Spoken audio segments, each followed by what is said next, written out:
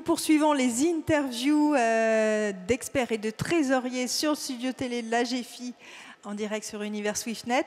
Là, ce sont des trésoriers. Nous dédions une session spéciale à l'ESG et comment les critères extra-financiers s'intègrent dans la gestion de trésorerie, côté investissement ou financement, selon les entreprises.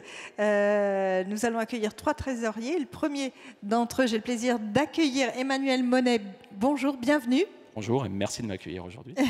Vous êtes trésorier groupe de Worldline. Comment c'est, ma première question pour situer un petit peu, comment est structurée la démarche ESG chez Worldline? Alors Worldline, pour les personnes qui ne connaîtraient pas la société, c'est un des leaders européens dans le secteur du paiement électronique. Donc notre métier, c'est de fournir à plus d'1,4 million de commerçants des solutions de paiement électronique, incluant la collecte des flux. Donc c'est un métier à la fois technologique et financier. Oui. Et nous avons défini une stratégie qui s'appelle Trust 2025, qui est une feuille de route ESG qui nous conduit donc jusqu'à l'année prochaine, avec 5 axes. Un au cœur de notre métier, qui est la sécurité et la qualité pour nos clients. Un au cœur de nos équipes, qui est celui d'être un employeur responsable, avec des objectifs de féminisation, des objectifs de formation et d'accompagnement. On a une dimension également sur la partie éthique vis-à-vis de la chaîne de sous-traitance. Et puis, évidemment, la réduction de l'empreinte environnementale, avec des objectifs très précis, notamment la réduction de 25% de nos émissions sur les scopes 1 et 2. Et puis, l'objectif le plus ambitieux de 0 émissions nettes en 2050, ce qui va impliquer un plan d'action assez complet. C'est clair, mais aujourd'hui on est un peu plus là pour savoir ce que ça change pour vous, pour le métier de trésorier. Justement, comment intégrez-vous ces enjeux-là? Est-ce que c'est sur le financement, l'investissement? Quelle forme ça prend à votre niveau? Alors je dirais que le ESG pour moi, trésorier, et pour nous, professionnels de la finance, c'est un peu une nouvelle frontière.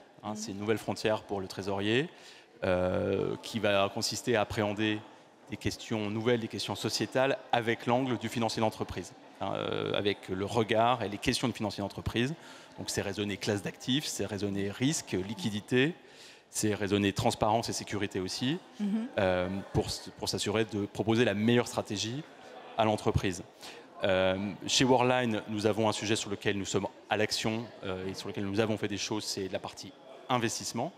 D'accord. Un sujet de réflexion qui est plutôt la partie financement. Donc, investissement, donc c'est dans des produits monétaires. Alors c'est la partie ça se décompose en deux volets. Nous avons d'une part nos fonds de pension. Comme beaucoup de sociétés, nous avons un certain nombre de fonds de pension dans les pays dans lesquels il y a des fonds de pension pour financer les retraites des collaborateurs. Donc ça représente à peu près 600 millions d'euros d'actifs à l'échelle du groupe, dans plusieurs pays, notamment la Suisse, l'Allemagne, la Belgique, le Royaume-Uni.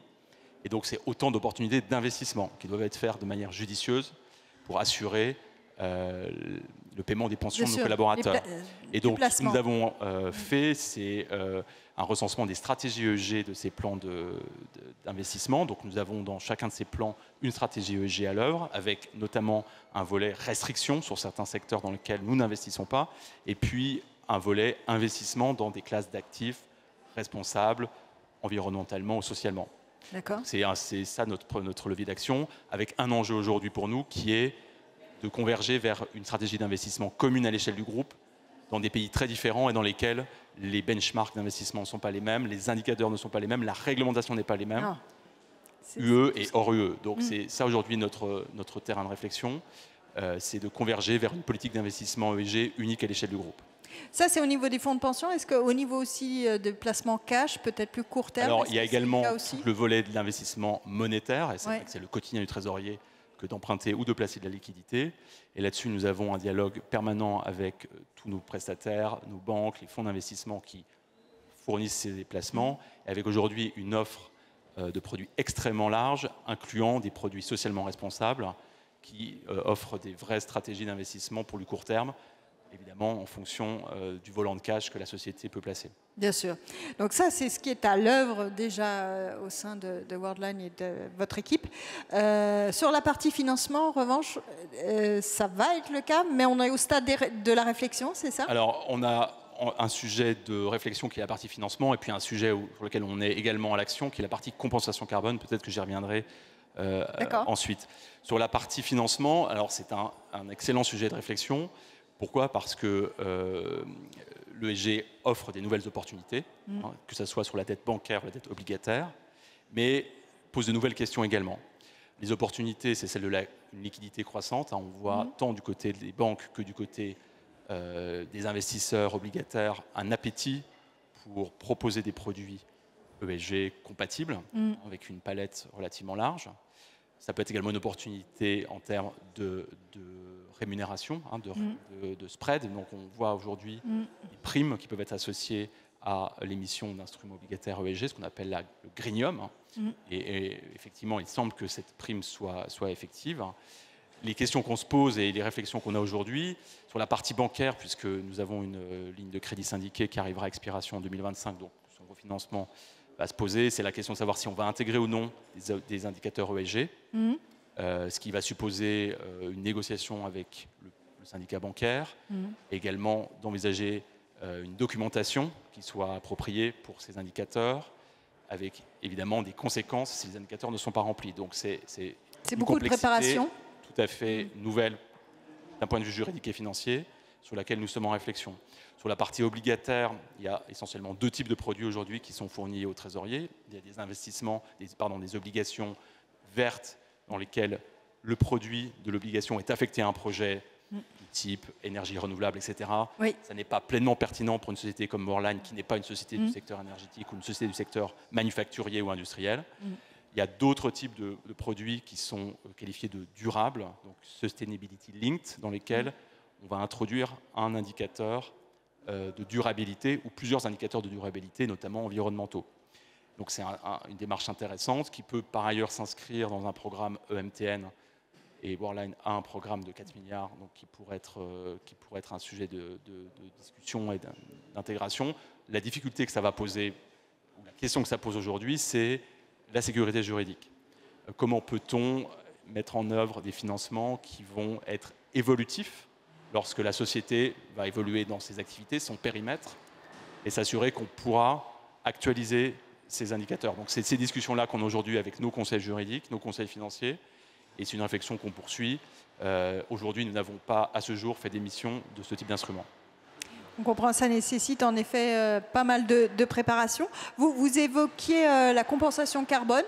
Ça prend quelle forme? Tout à fait. Alors ça, c'est en lien avec notre stratégie consistant à atteindre le net zéro en émissions, donc pas d'émissions nettes à l'horizon 2050, signifiant qu'on va réduire les émissions autant qu'on peut et compenser celles qui restent.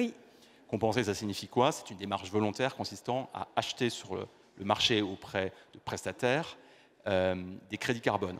Des crédits carbone qui peuvent être générés par des projets de réduction ou d'évitement des émissions de CO2. C'est de quel montant à peu près?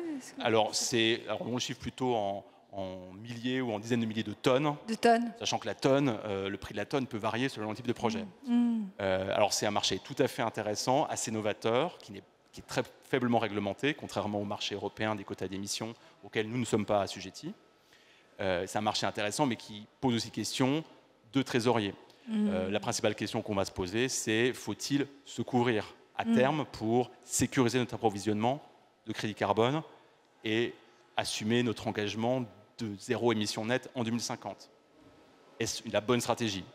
Ou au contraire, faut-il rester spot, c'est-à-dire acheter année après année les crédits qui sont nécessaires? Donc c'est cette réflexion qu'on a aujourd'hui.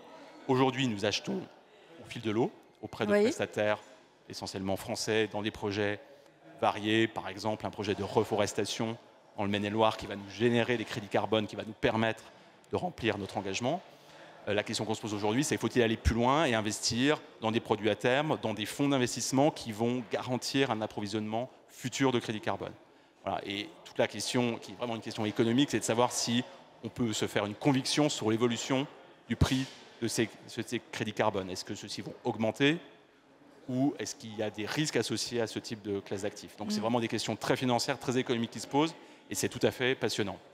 C'est clair, mais c'est néanmoins aussi des expertises, une expertise ESG des expertises, des sous-expertises liées à ces problématiques-là qui sont quand même assez nouvelles, en tout cas qui arrivent au niveau de votre département. Comment vous faites vous accompagner? Est-ce que vous faites accompagner par des consultants? Là, vous le disiez, il faut savoir analyser l'évolution de ces enjeux-là.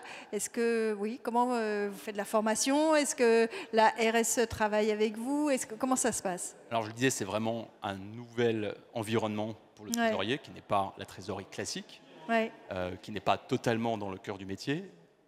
Ça va, je pense, y rentrer très rapidement. D'ailleurs, la FTE a créé un petit groupe de travail auquel je participe, dans lequel nous réfléchissons à ces questions. Donc c'est un très bon signe, et c'est le signe que le sujet rentre dans la pratique professionnelle. Ensuite, il faut faire avec les moyens du bord. C'est encore artisanal. Heureusement, nous avons des conseils banques d'investissement, qui vous accompagnent, gestion, qui ont développé des pratiques sur le sujet et qui sont aujourd'hui à un niveau d'expertise très satisfaisant. Nous avons également un peu innové, nous avons fait un projet avec HEC, donc l'école de commerce, et quelques étudiants de cette école qui nous ont permis de réfléchir sur ces sujets, notamment de regarder ce que dit la recherche économique et financière sur le sujet. Parce qu'on s'est interrogé pour savoir si, oui, est-ce qu'il y avait vraiment une incitation à émettre des obligations vertes ou pas. Donc voilà, on a peu creusé le sujet. C'est une deuxième manière de s'y prendre. Et on va construire une doctrine progressivement avec ses partenaires, avec ses ressources internes. Et je pense que d'ici quelques mois et sans doute quelques années, on aura un vrai consensus de place sur ces produits. Aujourd'hui, le sujet est encore en maturation. C'est noté, mais la réflexion, on la sent profonde. Et vous reviendrez nous en parler quand ça prendra forme. On aura fait de nouvelles, oui, découvertes. Oui. Côté financement, on a noté. Merci beaucoup, Emmanuel Monet. Merci à vous. À bientôt. À bientôt.